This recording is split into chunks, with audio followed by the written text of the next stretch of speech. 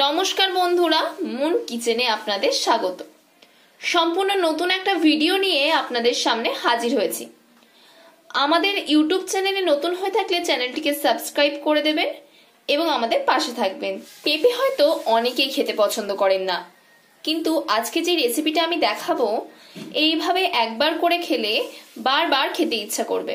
যারা পেঁপে খেতে পছন্দ করে না তারাও খেতে চাইবে এটা বারবার। পেঁপেকে তো অমৃত ভান্ডার বলে, তো এটা অবশ্যই একবার করে দেখবেন, খেতে অবশ্যই ভালো লাগবে, একদম কথা দিতে পারি। আর আজকের ভিডিওটা কেমন লাগলো কমেন্ট করে জানাতে ভুলবেন না। এটা ভাত বা রুটির সাথে একেবারে জমে যাবে, বাড়ি থাকা সমস্ত উপকরণ দিয়ে এটা হয়ে যায়। তো চলুন আর কথা না বাড়িয়ে আজকে রেসিপিটা শুরু করা যাক। এখানে আমি 200 মসুর ডাল নিয়ে নিয়েছি। ডালটাকে 2-3 বার ভালো করে ধুয়ে নেব। আর নিয়েছি দুটো বড় সাইজের পেঁয়াজকে ভালো করে কুচিয়ে নিয়েছি, দুটো ডিম নিয়েছি, কাঁচা লঙ্কা, শুকনো লঙ্কা, একটা তেজপাতা, চা চামচের 1 চামচ আদা বাটা, 1 চামচ রসুন বাটা। এখানে গোটা গোটা করে পেঁপে কেটে নিয়েছি দেখুন। আর একই রকম ভাবে আলু কেটে নিয়েছি। একটা বাটির মধ্যে দুটো ডিমকে ফাটিয়ে নিলাম।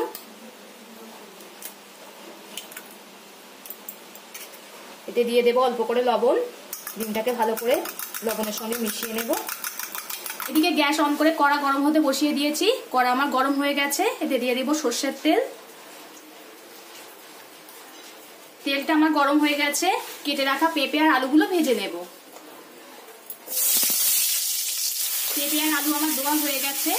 এটা খুব ভালো করে ভেজে নেব। এতে অল্প করে লবণ দিয়ে দিলাম, তাহলে পেঁপে আর আলুটা ভালো করে গলে যাবে, খুব তাড়াতাড়ি নরম হয়ে যাবে। পেঁপে আর আলু আমার খুব ভালো করে ভাজা হয়ে গেছে। আমি এগুলো তুলে নিচ্ছি। এদিকে আমি একটা ফ্রাই প্যান বসিয়ে দিয়েছি। এতে দিয়ে দেবো সর্ষের তেল। তেলটা আমার গরম হয়ে গেছে। এবার যে দুটো ডিম ফাটিয়ে রেখেছিলাম সেটা দিয়ে দিলাম এর মধ্যে। ডিমের পিছন পিঠটা হয়ে গেছে, ঠিক এইভাবেই মুড়ে দেব।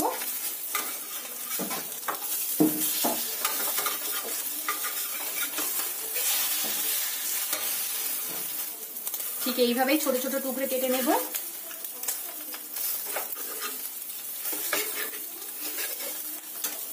আমার ডিমটা ভাজা হয়ে গেছে, আমি নামিয়ে নেব। আবারও আমি কড়া বসিয়ে দিয়েছি। এতে দিয়ে দেব সর্ষের তেল। তেলটা আমার গরম হয়ে গেছে। একটা তেজপাতাকে মাঝখান থেকে এমন ভাবে ফাটিয়ে দিয়ে দিলাম। আর যে পেঁয়াজ কুচিয়ে রেখেছিলাম সেটা ওতে দিয়ে দিলাম।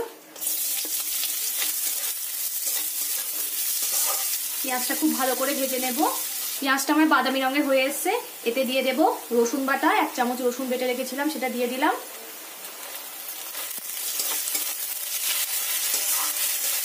রসুনটা পেঁয়াজের সঙ্গে খুব ভালো করে ভাজা হয়ে গেছে।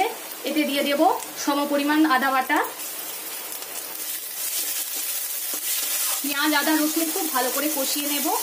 পেঁয়াজ আদা রসুন আমার খুব ভালো করে কষানো হয়ে গেছে। একে একে বাড়ি থাকা মশলায় আমি দিয়ে দেব।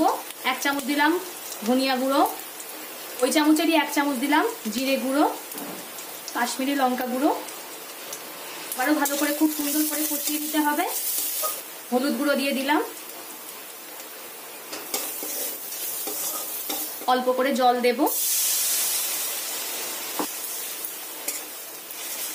মশলা থেকে দেখুন কেমন তেল ছাড়ছে। এই সময় দিয়ে দিতে হবে যে ডালটা ধুয়ে রেখেছিলাম সেটা দিয়ে দিলাম। ডালটা মশলার সঙ্গে ভালো করে কষিয়ে নেব। একটু 2-5 মিনিট মতো কষিয়ে নিলেই হবে। ডালটা মশলার সঙ্গে 3 মিনিট মতো কষিয়ে নিয়েছি। এবার দিয়ে দিলাম জল। এবার ডালটা গলা অবধি ডালটাকে ফুটতে দেব। ডালটা ফুটছে, এতে দিয়ে দেব স্বাদ মতো লবণ। ডালটা আমার গলে গেছে দেখুন। দিয়ে দেব একটা কাঁচা লঙ্কা চিকিয়ে মাঝখান দিয়ে চিড়ে এতে দিয়ে দিলাম। ডালটা আপনাদের স্বাদ মতো ব্যবহার করবেন। এবার এতে দিয়ে দেব ভেজে রাখা আলু আর পেঁপে। এবার ভালো করে ফুটিয়ে নেব। সবকিছুই আমার ভালো করে কুক হয়ে গেছে। এবার ভেজে রাখা ডিমগুলো এতে দিয়ে দেব।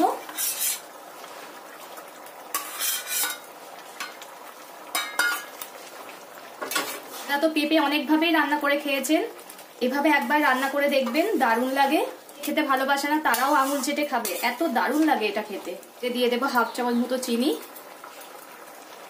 সবকিছু পারফেক্টলি হয়ে গেছে। নামানোর আগে দিয়ে দিলাম গরম মশলা গুঁড়ো।